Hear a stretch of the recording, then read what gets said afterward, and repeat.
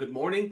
Today is going to be a really long day worth of content creation and business planning. I'm going to teach you guys a lot of tips, a lot of tricks, a lot of pro tips on how to be able to hack productivity, how to get your practice to the next level and start scaling out of control. I want to really quickly touch base on what Kaerwell is and who we are.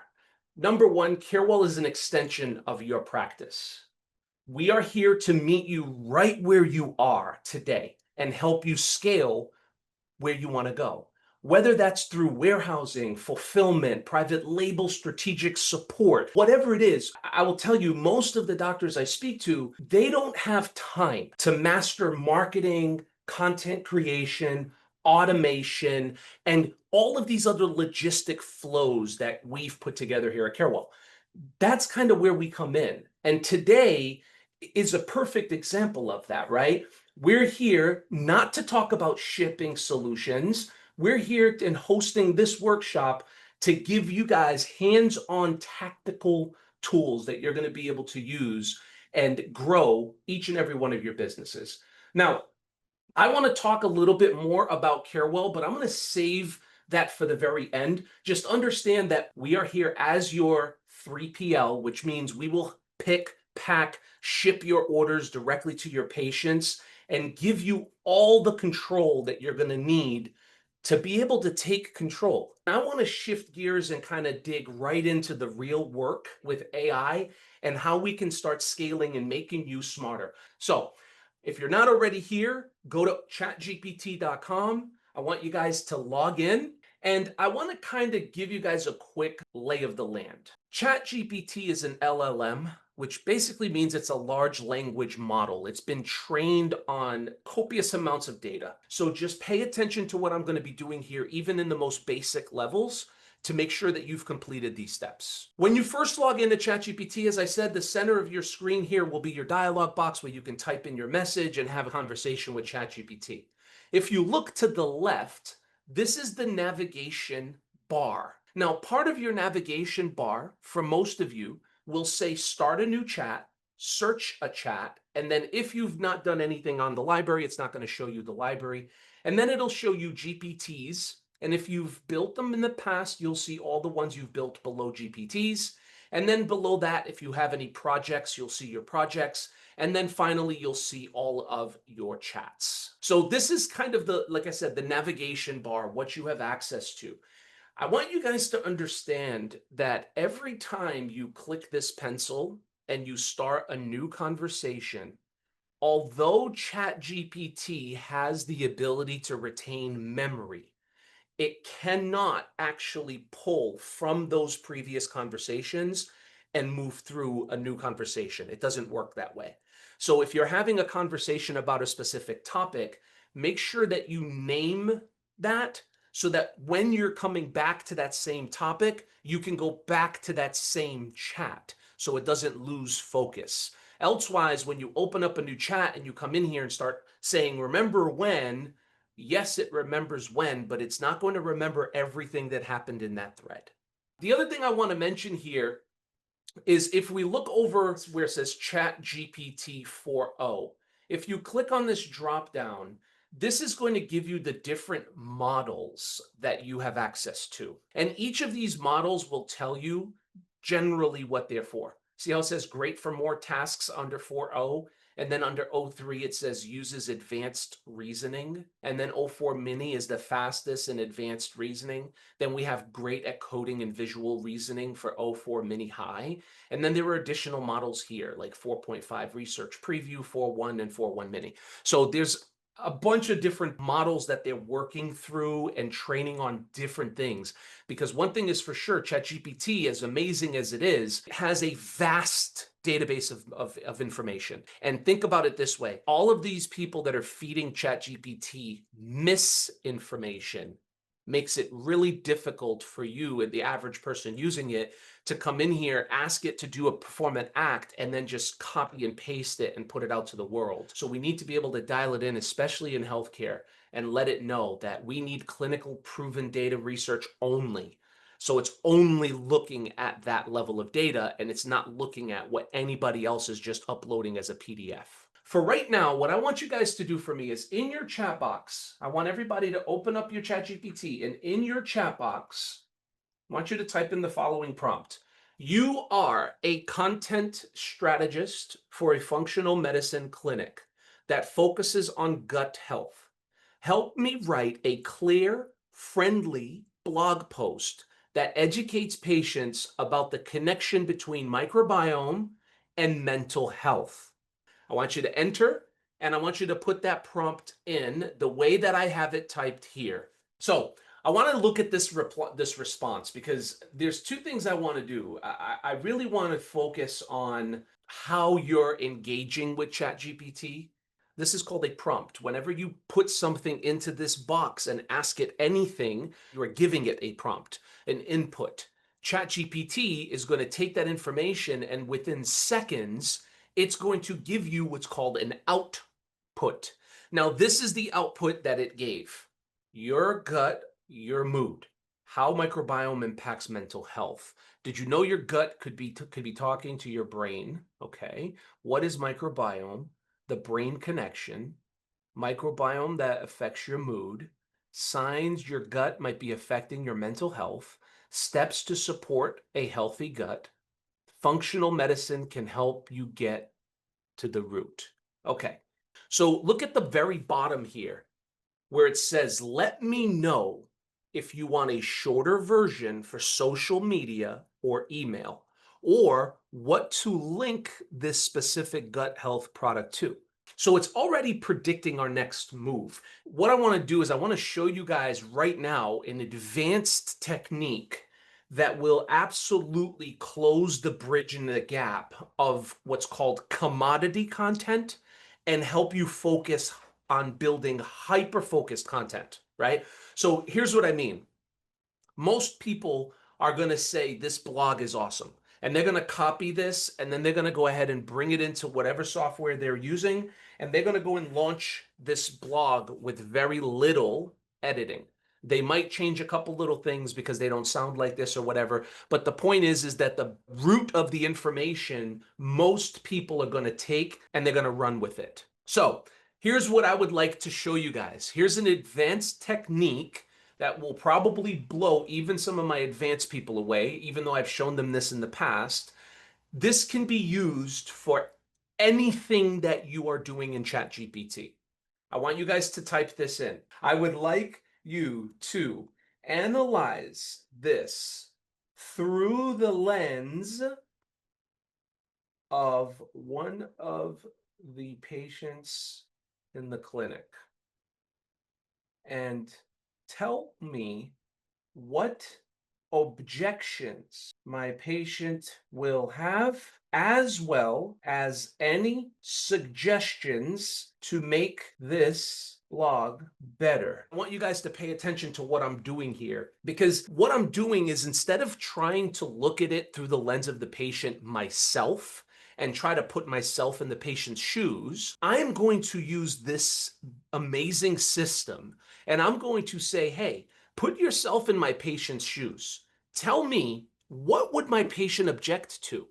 And then also recommend suggestions that could make it better. Send that. I want you to see something here. Targeted patient profile in this particular case are going to be women from 35 to 55, experiencing anxiety, fatigue, mild depression, and brain fog, also dealing with bloating, irregular digestion, or food sensitivities. Has tried therapy or medication in the past, cares about the natural solutions but skeptical of wellness fads, feels overwhelmed by conflicting information and decision fatigue. Now, I want to ask you guys something. Doesn't this fit most of your patients? And considering obviously what we're talking about here in this blog, we're talking about gut health.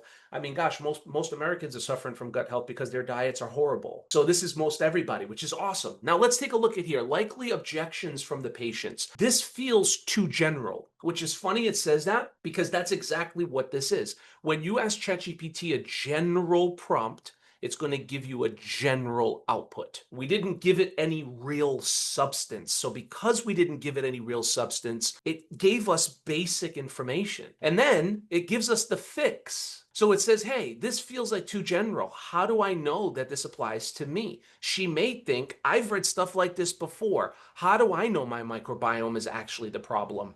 Well, add a case study or a testimonial from a real patient who experienced mood improvements after gut healing. Every 2-3 lines increases credibility. So remember that. This is like really basic things that should be right at the tip of your tongue. But for most of us, we're not marketers. We're doctors, right? You guys are doctors, you're practitioners.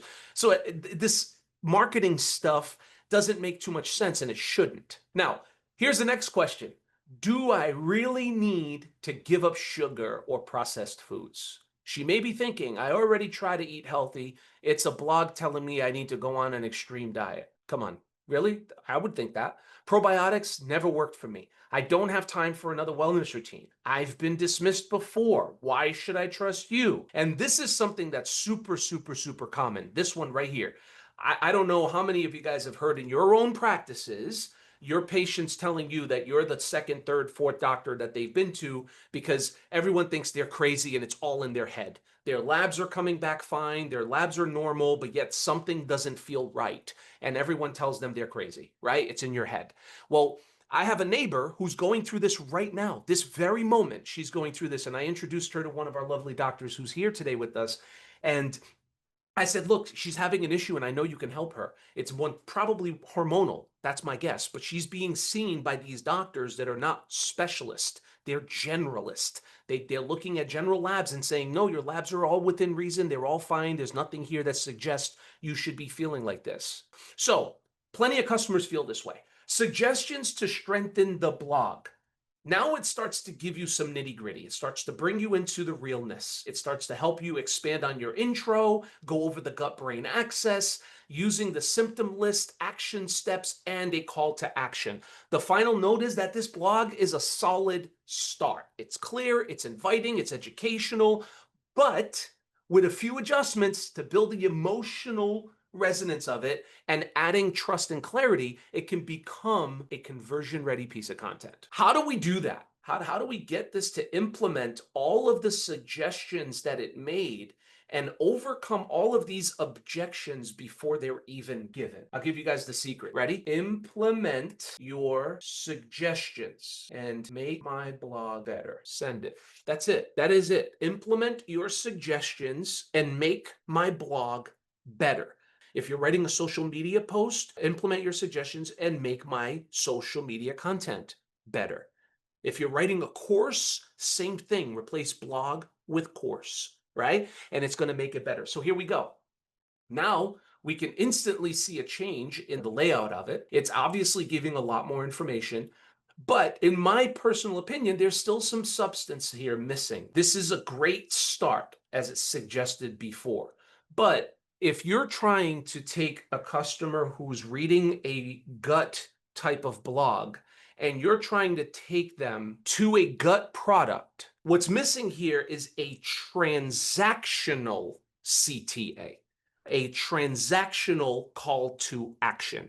In this particular case, the reason that these things are missing is because there's a very specific way that you should prompt ChatGPT to do any action. It doesn't matter what that action is.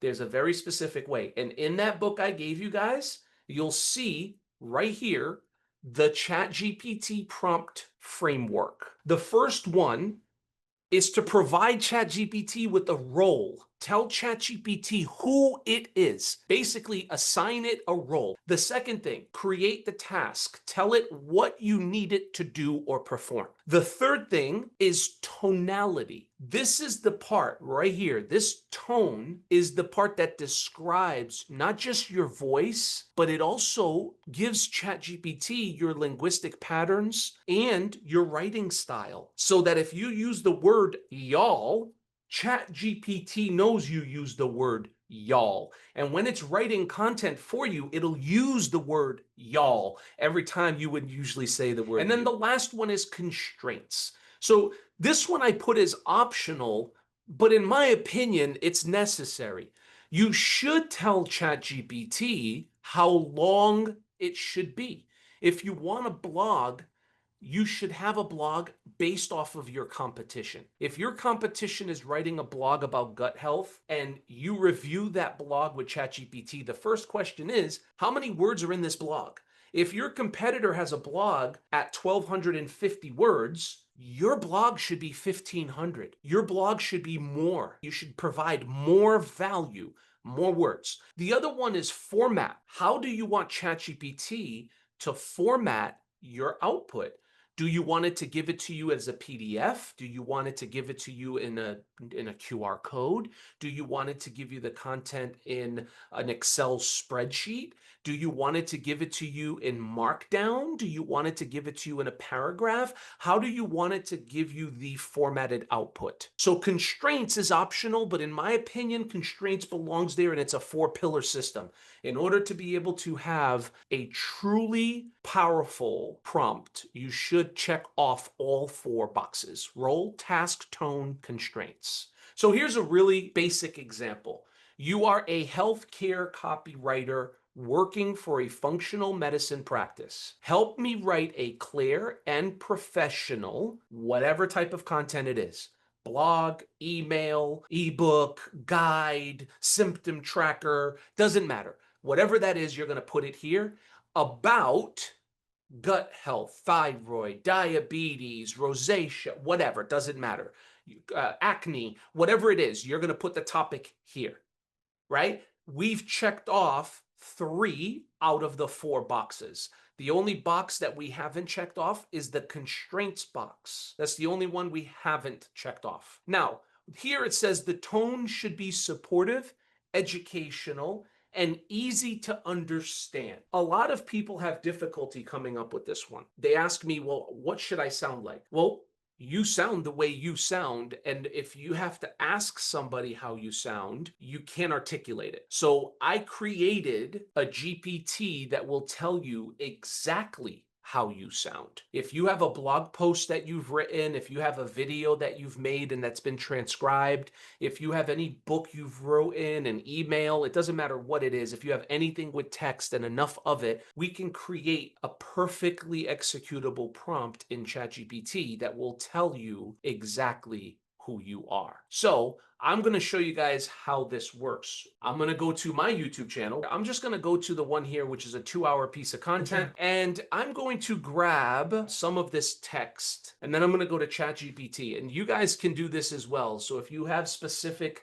content that you've written, or you have a video that you've made and you've had transcribed, you can come into my ChatGPT and click here where it says GPTs, search my name, Jeremy DeBarros. And when you search my name, you'll see all of the GPTs that I've built. The one you're looking for is called Tone Analyzer. So when you click on Tone Analyzer, it'll open up and it'll say, yes, get started with this chat. You're just going to simply paste. You don't have to give it any prompting because I've already taught it what you're going to be asking it. So you don't have to give it any prompt. All you have to do is paste anything that's yours in here and hit send. That's it. I only gave it a very small sample piece, but take a look at what it's doing right now. It's giving me the key characteristics of the writing, the style, the tone, the voice, the linguistic pattern, the grammatical tendencies, the cultural and professional context, and then this is the brilliance. It actually gives you the prompt that you will need to feed to ChatGPT in order for ChatGPT to sound just like you. This is exactly how you get ChatGPT from sounding like a robot to sounding more like you. As long as it's your true, authentic self, you can absolutely utilize this prompt here. And anytime you're asking ChatGPT to sound like, you're going to say, write in the following style, voice, and tone. You're going to just copy this and paste it. Let's move on now, guys. I want to go ahead and I want you guys to click on the pencil. I want you to open up a brand new chat, and I want you to type or paste that exact prompt that I gave you guys in the book. You are a healthcare copywriter working for a functional medicine practice. Now, maybe you guys don't have a functional medicine practice. Maybe you have a gym. Maybe you have a spa. Maybe you have a brand or a specific product. You could be selling a food product or whatever, it doesn't matter. You can change functional medicine practice to meet the narrative of what you do. Help me write a clear and professional, whatever it is you're looking to write. Email, blog, ebook, guide, course, mini course, whatever it is about your topic. So I'm going to go ahead and I'm going to do this with you guys. I am going to help me write a professional course about menopause. The tone should be supportive, educational, and easy to understand. I don't want to make it this because, again, I already know based on my tonality expert, I already know what my tone should be. So I'm just going to use the tone that it gave me. So where it says the tone should be supportive, educational, I'm just going to take this out and I'm going to actually put in my prompt, which says write with the following style, tone, and voice, right? So I want you guys to just send that and take a look at the difference between how it's actually interacting now that we've given it a 4-step prompt, right? Okay, so one person here is saying that they did it on gut health and they did similar a blog. Another one saying that they wrote a email sequence. Someone else did a guide. Someone else did an ebook. Someone else did a course like myself. Someone else did a recipe cookbook. Awesome ideas, guys. Amazing. So taking a look at what I got, I asked ChatGPT to give me a comprehensive course. And this is the reason I asked it this, because I know with 100% certainty that ChatGPT is going to run out of gas if I ask it to write me an 8-module course with 3 to 4 lessons per module. That's going to be 24 to 32 different lessons. That's a crap ton of data for ChatGPT to write. ChatGPT is based on a tokenization system, which means the longer the text, the longer the content, the more it runs out of gas as it gets to the end. So what I do is I tell it that I want to go step by step. Let's build a comprehensive course and let's go step by step, starting with the outline, because now it'll give me an outline and generally I can start to see the structure of it. It's kind of like asking a person to build you a home. The first thing they're going to do is they're going to furnish you a blueprint and they're going to say, here's what your home is going to look like. And they'll show you a drawing of it, right? An architectural drawing. Well, that's kind of what I want to start with, is I want to get like a broad overview of what ChatGPT is planning. Because if something doesn't look right, I can't fix it. Perfect example is right here. We see I asked it for a comprehensive course, and all it did was it started rifling off a welcome with the module 1, and then it kicked off to a lesson 1. Right? And it didn't actually give me a table of contents. It didn't show me what module 2 looks like. It didn't give me any real substance of what the future holds. It just is kind of going as we go. It's kind of building the plane as it's flying, because now we're kind of just leaving it wide open. Let me show you what this looks like instead if we fix it. You're going to scroll back up to the original input. You're going to click on the pencil and you are going to fix what needs to be fixed here. So this is what I'm going to fix on mine. I would like to build a professional comprehensive course about menopause. Write in the following tone of voice, blah, blah, blah, blah, blah. Here's what I wanted to tell it here. First, I would like a course outline. Please start only with the course outline. And now I'm going to send it. Course outline. We have a welcome module. Let's get real about menopause. Here's what we're going to talk about on that. And it's a video. You're not broken. You're just in a new season. Next is module 1. Module 1 is demystifying the menopause. And then module 2, the symptom decoder.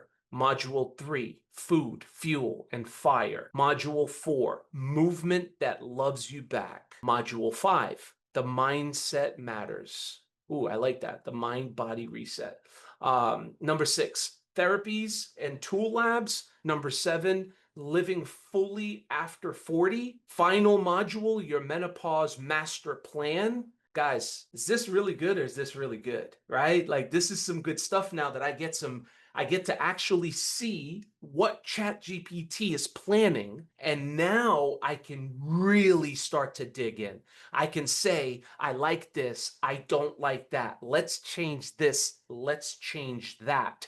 But there's one thing I want for certain, and I know I'm kind of really jumping ahead with creating a course right out of the gate, but I'm going to give you the method to my madness as we move forward with this. I want to come down here and I want to give a follow-up prompt. This is good, comma. Let's make it great, period. Provide me with a detailed lesson by lesson list. I would like to see this broken down as such. Module 1, lesson 1, lesson 2, so on and so forth, right? You guys understand what I'm doing here, right? I'm basically giving it the format. Remember that last one that I called the constraint being optional?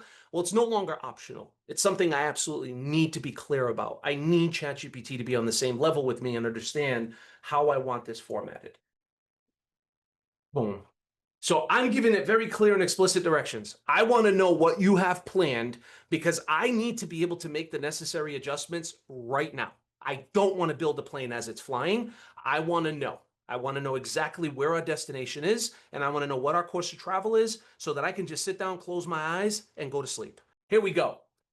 Absolutely. Here's the expanded, detailed lesson by lesson breakdown, structured for maximum engagement, clarity, and retention. Each lesson is short enough to feel doable, but packed with substance, action steps, and momentum building language. So now you can clearly see the structure of what this is going to look like. Here's module number 1. Here's lesson 1 of 1. Here's lesson 1 of 2, 1 of 3, 1 of 4, 1 of 5. Then we go to module number 2. We have lesson 1, lesson 2, lesson 3, lesson 4, lesson 5. Then we have module 3, lesson 1, lesson 2, lesson 3, lesson 4, lesson 5. And then we go to 4, only 4 lessons here.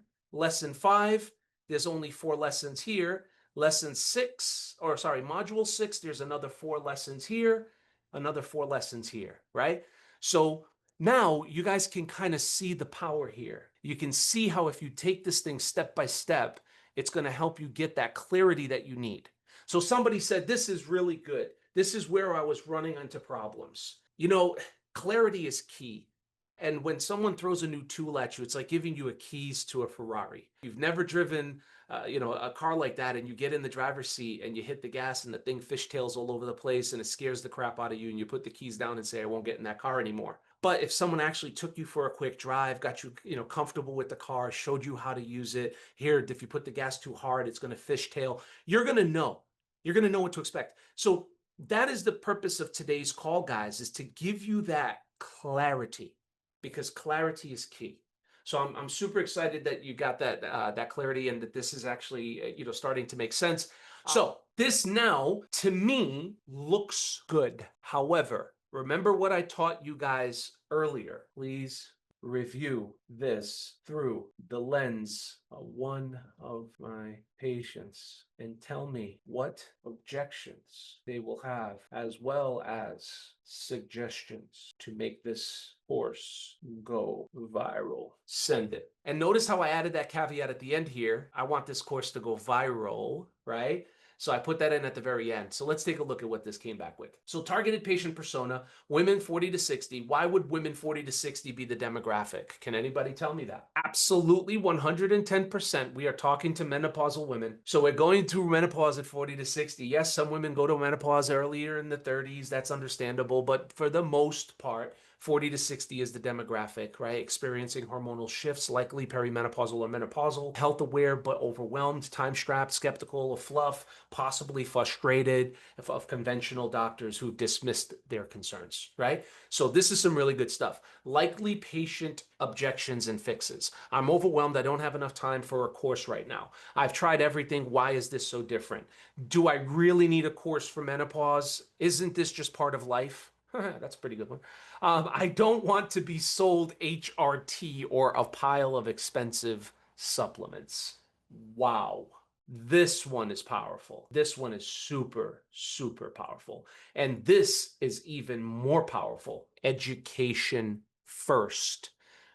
I am in a warehouse that is full of 70,000 SKUs, almost 98% of which are nutraceutical products. We want nothing more than for you guys to sell the crap out of supplements. The problem is, if they don't know you, they don't like you, they don't trust you, they will not buy from you. Naturally, all of your patients that are part of your care will buy from you. The people we are trying to attract with this type of stuff in education first, those types of people, we need to get those people indoctrinated into your ecosystem. We need to get them to like you, to know you, to trust you. We need to make you an authority. People need to see you as an authority. There is no better way to become an authority figure than to create educational content that makes you an authority around the products and services that you guys are selling. Bottom line, end of discussion. So let's take a look at the other ones. Is this science-backed or just feel-good stuff? Viral-ready suggestions. I love this. Gamify the course. Create a companion community or accountability group. Embed TikTok, IG story videos in each lesson. Launch with a free masterclass or webinar funnel. This is what we are going to talk about this afternoon. Lead magnets, which are just things of value that you give away for people to put in an email address. The problem with lead magnets, guys, is that right now people are numb to putting in their emails. They're not just going to give you an email that they put in for their housing bills and their normal emails. Usually when they're getting an ebook, a guide, a symptom tracker, things that are freebie stuff, they're going to use an email that they very, very rarely go into. Those are not the email addresses that are going to help you monetize that audience. What you need is an email that they're active in. And nobody is more active in an email that's transactional. If they got to whip out their credit card and they got to buy something, they're going to put an email that they actually control, especially if there's a subscription or something that's continuous that they have to cancel if they don't want it. They're going to want to make sure they're being alerted. So lead magnets have kind of fizzled away, and master classes and mini courses have kind of taken over, where you basically create a course like I just showed you above here, and you create a smaller mini version of it or release one module for free, enticing them to jump on the rest. So coming back to this, it's given us all of our suggestions. Now all I'm going to do is come down here and I'm going to say implement your suggestions and make my course go viral. Let's see. Oh, look at that. I said the word and of course it has to appear. Lead magnet course. All right. Course upgrades, bonus modules, community integrations, viral marketing hook, offer stack and launch strategies. I love this. So here's how we build the content. We build it brick by brick. There's no such thing as a shortcut when it comes to this. You are all or nothing. If you're going to get in the trenches, you need to tell ChatGPT that you are in control. I love this, comma. I want to remain in control and make changes as we go. Let's take this step by step and build this together, starting with the introduction. Now, this is a critical point here, guys, because I would say 90% of people that I work with on ChatGPT, at this very moment, they would start by saying, let's build the course. And ChatGPT is going to go and build module 1, lesson 1, module 1, lesson 2, module 1, lesson 3. And it's just going to build and it's going to go. And then you're going to get to like module number 5. And you're going to be like, oh crap, in module number 3, this made a huge mistake. It's talking about mold on the wall, and I'm talking about mold in the body.